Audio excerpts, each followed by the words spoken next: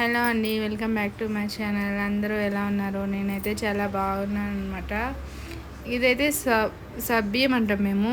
కొన్నిసార్లు సగ్గుబియ్యం అంటారు, సాబుదానా అంటారు కదా, అలాగే మేము సబ్బియ్యం అంటాం అనమాట.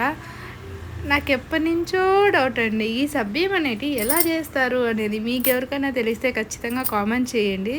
ఈ సబ్బియ్యం ఎలా తయారవుతాయి అనేది. ఇవాళ అయితే సబ్బియ్యం వడియాలన్నమాట. వడియాలు కాదు, వడలు వేస్తూ ఉన్నాను. అవి ఎలా అనేది చూసేయండి. సబ్బియ్యం ముందుగా నానబెట్టుకోవాలి మనము. ఒక ఈవినింగ్ స్నాక్స్గా చేశాను నేను నిన్న.